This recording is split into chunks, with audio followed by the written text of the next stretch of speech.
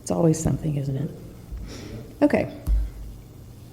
Well, deciding what I was going to talk about today was a real challenge because I love the book of John. John is my favorite gospel, and I think part of it is because it's so incredibly different, but it has such incredibly beautiful passages such as, Simon, son of John, do you love me? And then again, do you love me? And then again, do you love me? And Peter saying, well, yes, I do. And then he says, feed my sheep, take care of my people, take care of people. So it was really hard for me to decide, but I decided on Psalms after reading through this again and thinking about both of those passages and some studying that I'd been doing. I decided I wanted to stick with Psalms. And I really think that I decided to just lean into my strengths. I'm not a Bible professor. I'm not a Bible scholar. But I love literature, and I love reading literature. And I want to look at this psalm today as what I believe is one of its multitude of ways of existing. And this one that I want to talk about today is as a divinely inspired poem. I'm not going to get too technical with you, and there is no quiz at the end. I just want to kind of talk with you about how this psalm, I believe, takes us as the listeners to this poem, to this song, as the listeners, how it takes us through a journey with the psalmist. And it's also a journey that the psalmist repeats at least twice, I think, in this psalm, and that we repeat in our own lives on a continual basis. And first, I'd like to read through the psalm with you. Psalm 30, you restored me to health. I will extol you, O Lord, for you have drawn me up and did not let my foes rejoice over me. Lord my God, I cried to you for help, and you have healed me. Lord, you brought up my soul from Sheol, restored me to life from among those gone down to the pit. Sing praises to the Lord, O you, his faithful ones, and give thanks to his holy name. For his anger is but for a moment, his favor is for a lifetime. Weeping may linger for the night, but joy comes with the morning. As for me, I said in my prosperity, I shall never be moved. By your favor, O Lord, you had established me as a strong mountain. You hid your face. I was dismayed. To you, O Lord, I cried, and to the Lord I made supplication. What profit is there in my death if I go down to the pit? Will the dust praise you? Will it tell of your faithfulness? Hear, O Lord, and be gracious to me. O Lord, be my helper. You have turned my mourning into dancing. You have taken off my sackcloth and clothed me with joy, so that my soul may praise you and not be silent. O Lord my God, I will give you thanks. I will give thanks to you forever. I want to kind of start taking us through this ideal of rescue and renewal and restoration. I want to take us through this just a little bit at a time through the psalm, and I've taken the verse numbers out because I want it to look more like a poem, and I have put my own breaks in here. Okay, I looked at several different ways that this passage is shown visually, and I just decided that I just broke it up into bits. So I think we can walk through this with the psalmist, and I think that you'll see eventually that this isn't just the psalmist's journey. But we have this image immediately when we start the psalm of rescue. I will extol you, O Lord, for you have drawn me up and did not let my foes rejoice over me. I know that there are times when we have all been drawn up. I remember when my mother had passed away at age 56 from breast cancer. I had helped care for her the last few months of her life. I had given her injections. She did not want to do regular chemo treatment, and we got to her memorial service, and I was out of strength. And I remember lying on my belly, on my face, with my arms stretched out, and just said, God, I don't think I can do this. I don't think I can get up. And I remember having one of my two very big experiences of the peace that passes understanding, and I not only was able to get up, I felt completely renewed. I had gone through a rescue and a renewal and then a restoration. And I was then able to give my thanks to God. The psalmist goes on through this idea of drawing up, all right, from a place where we are low into a place where we are high, with this idea of renewal. Lord my God, I cried to you for help, and you have healed me. Lord, you brought up my soul from Sheol, restored me to life from among those gone down to the pit. I picked green for this section where we start talking about this idea of renewal, because green for me is growth, is springtime, is things coming back to bloom. And so I love this connection between the idea of renewal and the two words that I've highlighted here, which are the words healed and restored. So I think there's a healing process that takes place in our soul. It can take place in our body. It can take place in our mind. I think the psalmist here leaves it open to an interpretation that we can walk with in our very own daily lives. What do we need to be healed from? Does our body need to be healed? Our spirit? Our mind? Any of those kinds of things, I think, are imaged here. There is perhaps some... I'm doing a very literary reading of this psalm. There's a whole bunch of other ways that you can read it. But if I'm reading it as a literary masterpiece, as divine scripture, then I see all of these things coming through the poem that directly relate to us, that can help us. And after this rescue and renewal, we then have a response. And I'll be honest, this is the part that is the hardest for me. You would think with my calling to speak that it would be easier for me to just speak out about things that God has done for me, but I find myself holding back a lot. This has helped quite a bit, the gift that you all have given me of allowing me to share with you. But this response, I do a lot of my responding quietly, sometimes in my mind when I pray, but right here we have a whole different type of response. We have, sing praises to the Lord, O you, his faithful ones, and give thanks to his holy name. Well, now this is really interesting because now the psalmist is directly speaking to the reader, okay? He's directly, or she, is speaking directly to us and saying, sing praises. So we can assume that this is also what the psalmist did. He sang praises like we did this morning and gave thanks to God's holy name. But what I think is interesting also with this is why. Okay, I added this in because this little section seems to answer this: why do faithful ones need to sing praises, which is vocally expressing and then giving thanks vocally and in other ways also to his holy name. For his anger is but for a moment. His favor is for a lifetime. Weeping may linger for the night, but joy comes with the morning. I've thought a lot about my mother, who passed away when she was 56 and I was 30. And I am now 63 years old, so I have lived on the earth longer than she had.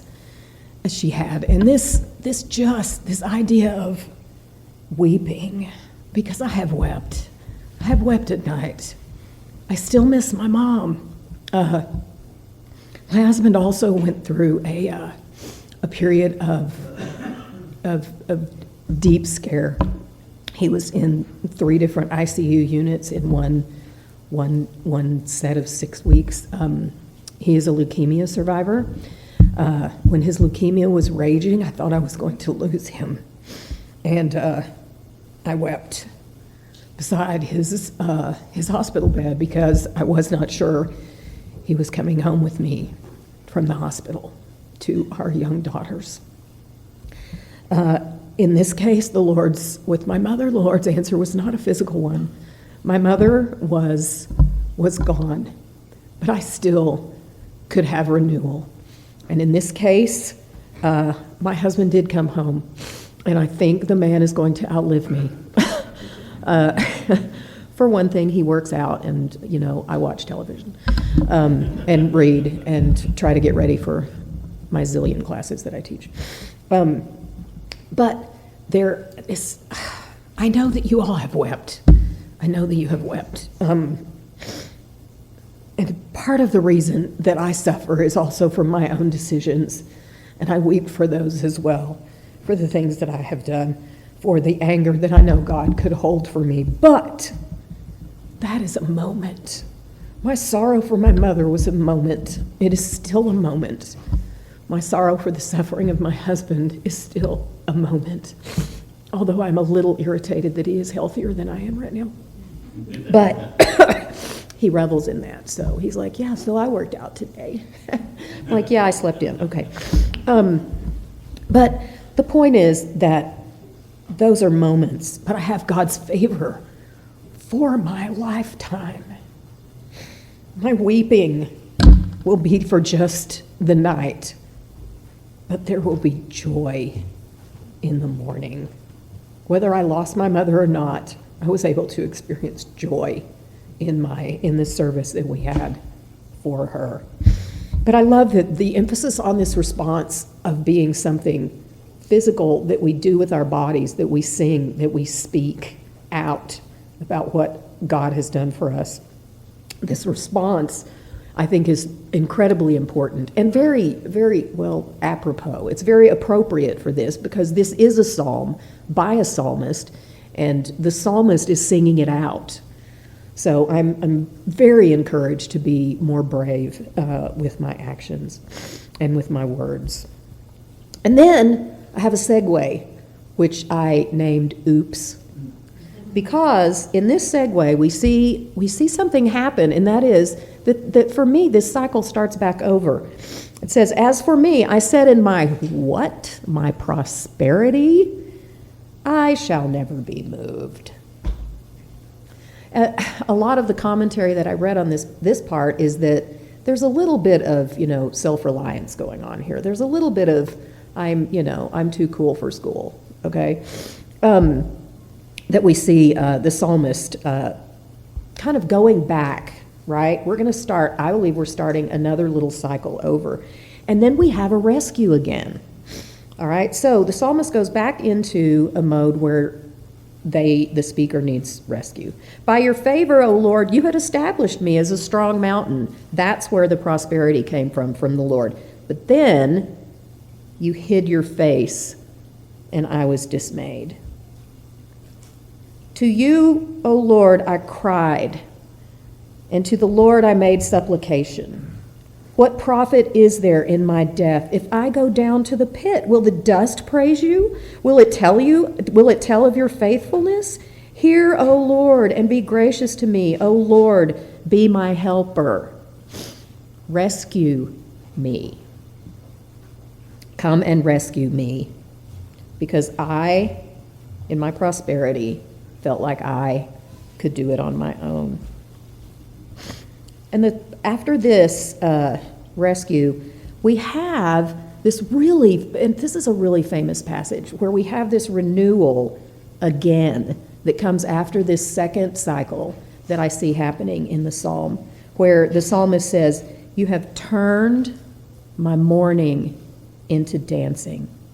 You have taken off my sackcloth and clothed me with joy. And I love this because these verbs are so purposeful. Turned, taken off, and clothed. So if I am covered in my sorrow, if I'm covered in my fear, and God takes that away from me, then I am basically naked. I am basically raw and bare and open and vulnerable. So this idea of clothing me with joy, I think, is purposeful, where there's a turning, there's a 180, and then there's a taking off. Like, I didn't put down my sorrow when I was hurt so much about my mother. I did not put that down. God took that off me and then gave me in its place joy.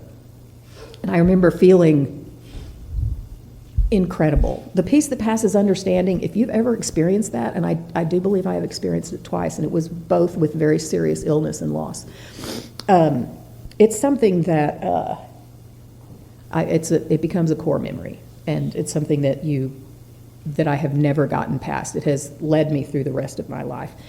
So again, after this, we have the renewal, and then the psalm, the poem, the song ends with, so this is a completion from the earlier sentence. I need to say this. So you have turned my mourning into dancing. Why don't we dance in the church up here with happiness? I'm just really curiously, I would love that, okay? Like this physical expression. Those of you who know me are amazed that I have not yet done this. But I want you to think about this idea of mourning turned into dancing, however you want to express that. The taking off of my sackcloth, you've clothed me with joy, so that my soul may praise you and not be silent. O Lord my God, I will give thanks to you forever. I think this is amazing, and this I, of course, have highlighted the words that I think mean the most to me. And this one that says, not be silent, that again, you have allowed me as a church to not be silent in this way. And that is the greatest gift that you can give someone, is allow them to not be silent about God, about their God, about the saving grace that we have. So this not be silent part, I think, stood out to me.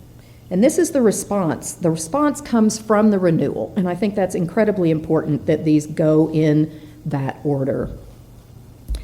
And then the psalmist's journey is our own journey.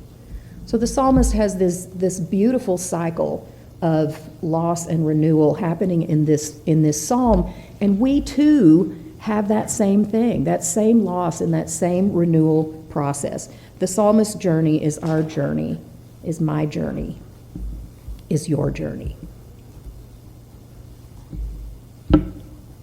May the Lord bless you today with rescue and renewal, and give you the opportunity to respond with your heart in your way to his rescue. Thank you.